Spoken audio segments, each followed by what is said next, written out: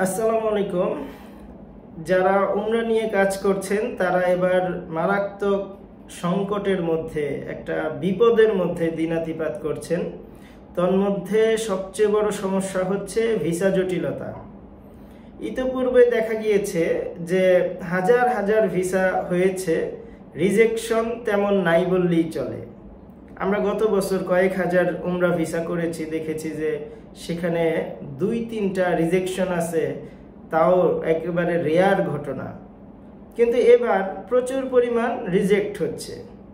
এর সাথে যুক্ত হয়েছে বর্তমানে বাংলাদেশের পরিস্থিতি, আন্দোলন, কারফিউ, ইন্টারনেট বন্ধ, নানাবিধ জটিলতায় এখন এমন একটা পর্যায়ে চলে আসছে যে আমরা কোনো ভিসা সাবমিট করলে, ধরেন 5 জনের একটা পরিবারের ভিসা সাবমিট করেছি, এর মধ্যে পরিবারের কর্তা বা বাচ্চা কারো না কারো একটা ভিসা পেন্ডিং হয়ে গেছে, যেটা লেখা থাকে পেন্ডিং ফর এম্বাসি অ্যাপ্রুভাল। তো সাধারণত 2 কার্য দিবসের মধ্যে এম্বাসি থেকে এটা অ্যাপ্রুভ হয়ে আবার চলে আসে। কিন্তু এবার যেটা ঘটছে যে কোনো ভিসা অ্যাপ্রুভাল আসতেছে না। গত 18 তারিখে আমরা কিছু ভিসা সাবমিট করেছি, দেখা গেছে যে পরিবারের সবারটা আসছে, ছোট্ট বাচ্চা তারটা অ্যাপ্রুভালের জন্য আটকে গেছে।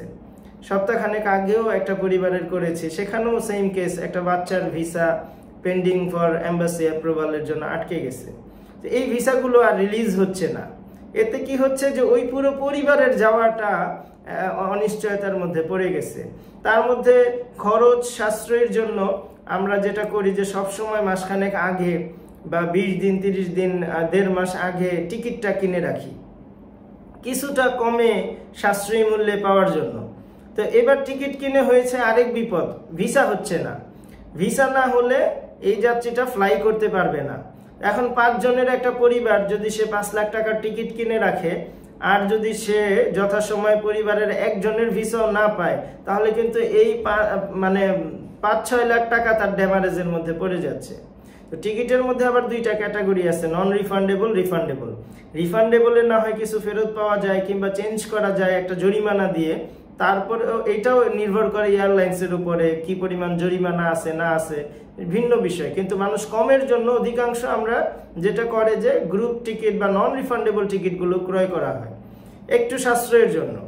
তো এইটা এখন আরো বিপদের কারণ হয়ে দাঁড়াইছে যে ভিসা না আসলে আপনি তো বাচ্চাকে রেখে বা ঘরের যে কর্তা তাকে বাদ দিয়ে তো শুধু মহিলার বাচ্চারা যেতে পারছে না।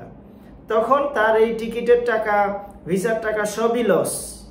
তো এটা তার যেমন লস, সে যেমন অনেক সময় না জানার কারণে, না বুঝার কারণে বুঝতে চাইবে না, এজেন্সির সাথে তর্ক বিতর্ক বাদানুবাদে জড়াবে। তেমনি ভাবে এজেন্সিও আছে বিপাকে, যখন তাদেরকে খোলাসা করে এই জিনিসগুলো বলা হয় তখন অনেকে দেখা গেছে যে আগ্রহী হয় না। আবার যারা দেখা গেছে যে অনেক ছোটখাটো এজেন্সি যারা আছে, যাদের কাছে ইনফরমেশনগুলো নাই, তারা অনেক সময় না বুঝে নিয়ে নিচ্ছে।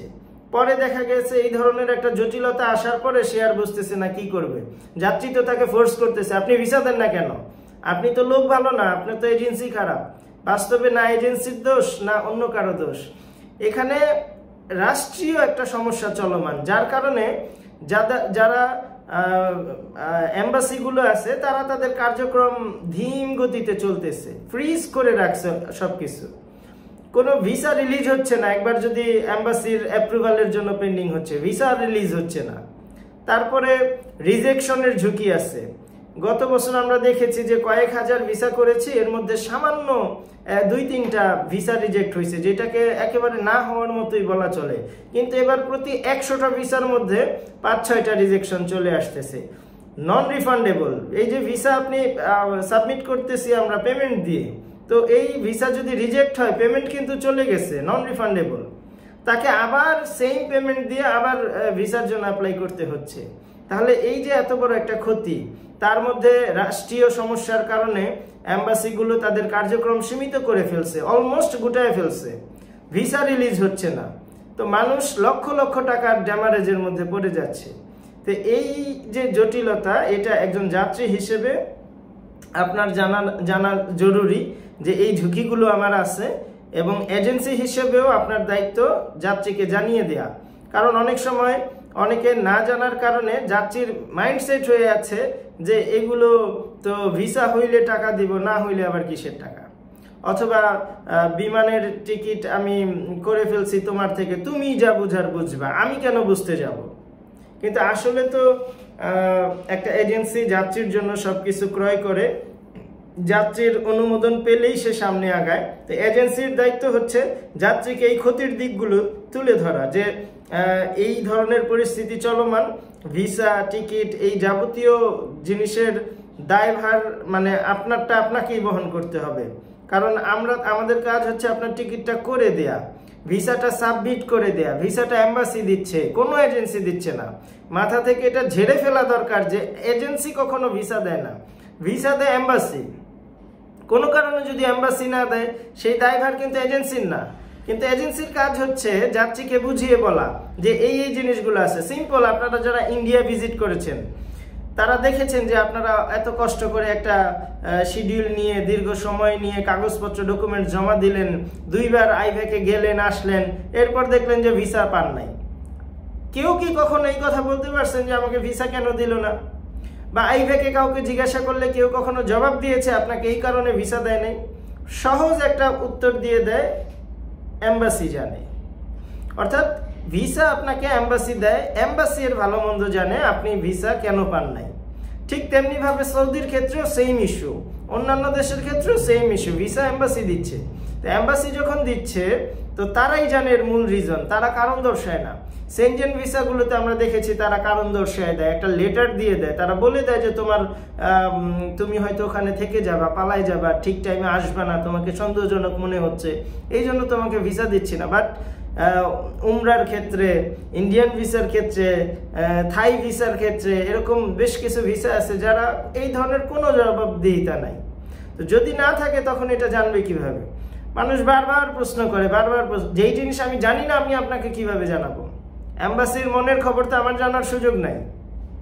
তো এই বিষয়গুলো যাত্রীকে ক্লিয়ার করা প্রত্যেকটা এজেন্সির দায়িত্ব। অন্যথায় যাত্রী গ্যাঞ্জাম করে, যাত্রী বলে যে আপনি জানেন না, আপনি বুঝেন না, আপনি কেন এটা আমাকে জানার নাই, আপনি কেন এটা, বা অনেক সময় বুঝদার লোক উল্টাপাল্টা কথা বলে, আমি ভাই এত সব বুঝি না, আমি তোমার কাছে টাকা দিছি টিকিটের জন্য, ভিসার জন্য, তুমি আমাকে ভিসা দিবা, টাকা দিবা, তুমি ভিসা দিতে পারো নাই, টিকিট দিতে পারো নাই, আমার টাকা ফেরত দাও।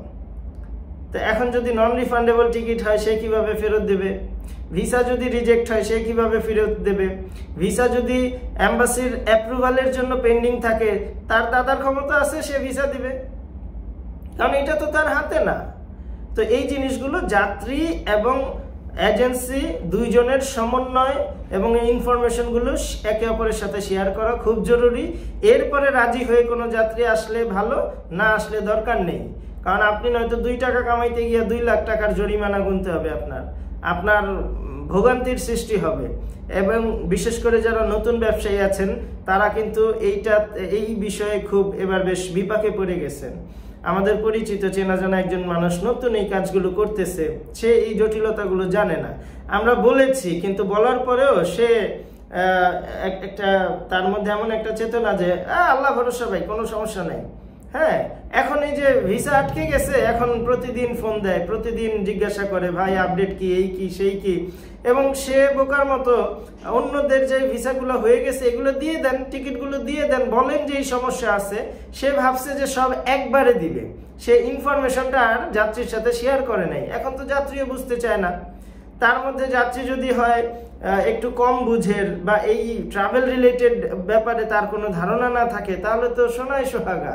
এমনিতেই রাষ্ট্রীয় প্রবলেম, যার কারণে এম্বাসিগুলো এই আচরণ করতেছে, তার উপর যদি যাত্রীকে আপনি না বুঝান বা সে যদি না বুঝে থাকে, তাহলে বিপদের তো শেষ নেই। এই জন্য এই বিষয়গুলো আমাদের স্পষ্ট হওয়া দরকার এবং সকলের সম্মিলিত একটা প্রচেষ্টা দরকার এই সমস্যা সমাধানের জন্য। অন্যথায় ব্যবসায়ীরা যেভাবে ক্ষতিগ্রস্ত হচ্ছে, যাত্রীরাও সেই একইভাবে ক্ষতিগ্রস্ত হচ্ছে এবং এইটার পরিমাণ অঢেল, এটা ভাষায় বর্ণনা করার মতো না বা এটা কোনো অঙ্কে সমাধানযোগ্য না। দেশের পরিস্থিতি ভালো হোক সেই কামনা রইল। পাশাপাশি আমাদেরকে স্ব অবস্থান থেকে এই বিষয়গুলো নিয়ে কথা বলা দরকার। এর পদক্ষেপ নেওয়া দরকার যে এইগুলো কিভাবে দ্রুত সমাধান করা যায়। সবাই ভালো থাকবেন। আসসালামু আলাইকুম।